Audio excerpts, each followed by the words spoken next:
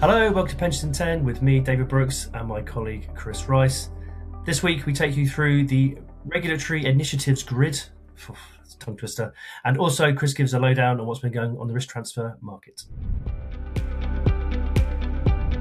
So, Dave, instead of looking at the Christmas Radio Times and writing Christmas cards, you've been digging into the regulatory initiatives grids and all the other consultations that have come out lately. Tell us all about it.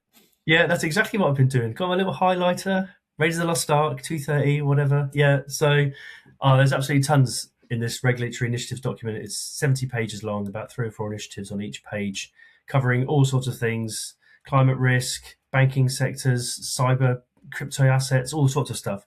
But we've got a little section on pensions, so it is worth having a little look, just in a sense, to see what's going to happen in 2026 and beyond.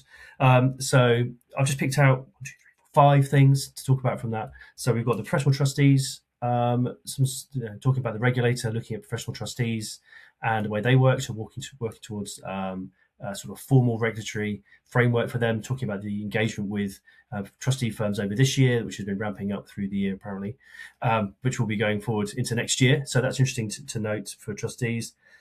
Talking about DB surplus, so we're expecting to see some secondary legislation next year when the pensions bill goes through, and then a code of practice which the regulator will be working on, with rules effective from October 2028. Also stuff around the superfunds, similar for them, secondary legislation, code coming through, so that's something to look forward to in next year. Also, stuff we know about in DC space, that the VFM work is ongoing, as is work around the guided retirement, looking towards that coming through in 2028. So that's helping DC members who've been defaulted in the accumulation phase getting through to a default retirement solution.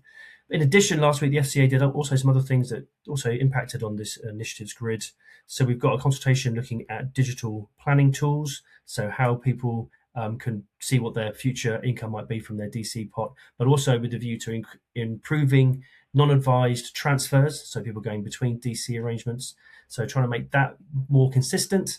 And one big part of that will be that transferring schemes and receiving schemes will have to work together to provide a table to the member explaining the differences in charging, investment returns, all these sorts of things, so that they can compare and contrast when looking to transfer or not. That'll be a good thing because it will help people understand what they're giving up and what they're going to get, but it will make potentially another barrier to transfers. We often see lots of headlines around transfers taking too long.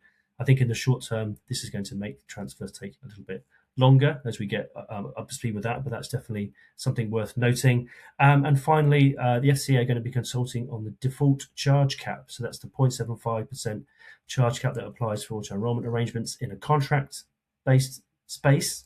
So that's interesting and notable. So this is going to come through half one of 2026 and is geared up to try to allow savers to invest in slightly different assets. And we're talking about productive finance type assets that perhaps have a slightly higher charge that currently will be excluded from the default fund. So this is trying to, in a way, work that through to allow more interesting investment assets to be included and not breach the charge cap. So the charge cap might raise. It is important to note that that is on a contract-based space only. TPR has slightly different rules, which the DWP will have to consult on if that's going to happen over on the master trust and the occupational DC space.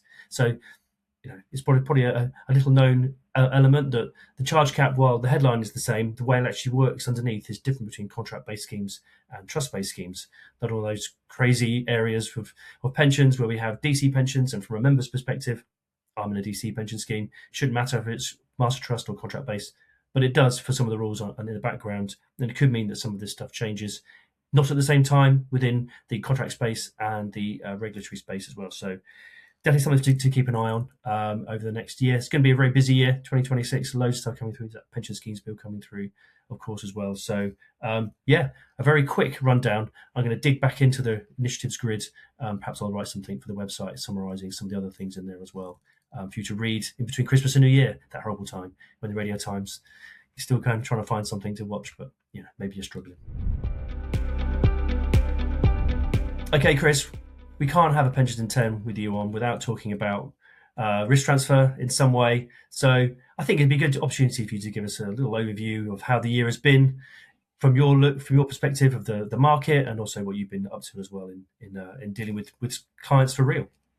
Yeah, of course. It's a brilliant time of year because the last full working week of the year, we can't do deals. We have to pay for those deals that get the money across to the insurers that we've struck. So we do tend to make sure that happens and then start thinking about how the year's been. Probably we'll see some analysis. We're looking at that. We've obviously done our own, and then we'll be speaking to insurers about the deals they've done. But it's probably going to be a case of the premium amount will be similar to previous years, not necessarily record breaking, because we have had less of those record breaking multi-billion pound deals.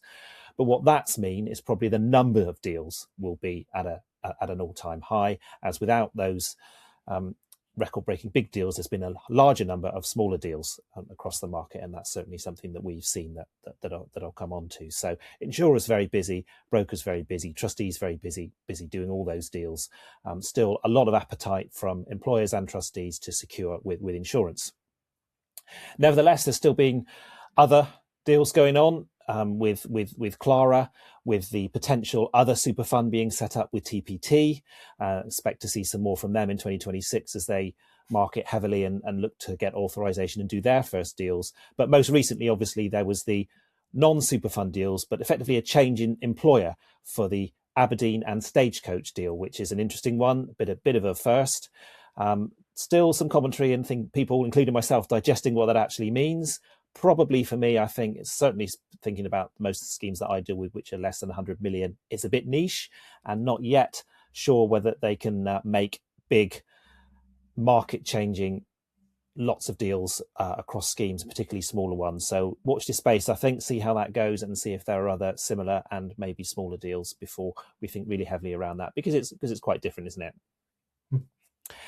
In terms of how Broadstone Smart Insure it's done, we've had a record-breaking year, 36 transactions completed for a total premium of about $500 million. Given that we did about 15 the year before, that's a massive growth. And that's because since 2022, a lot of those schemes that have been getting ready, getting their legals done, data done, all have approached the market, and some that have had their valuations done and wanted to move more quickly. So we've had an awful lot of schemes come to that peak of approaching the market and transacting.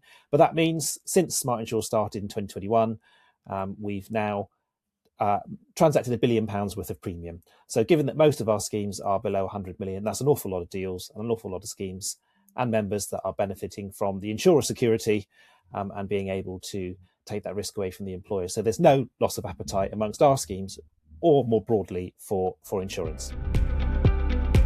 Okay, thanks for listening to us today. Thanks to Chris for joining me to talk through the risk transfer market and me to go through the radio times of pensions regulation. That is the last Pensions in 10 for 2025. We'll see you again in the first full week of January. So thanks for joining me all through the year. We do appreciate it. It's been a good year for Pensions in 10. Obviously, we lost Simon. So, but I've now got a cohort of willing volunteers to come along and join me and give me their perspective on the world of pensions week by week. So thank you for listening, and I look forward to seeing you again in 2026.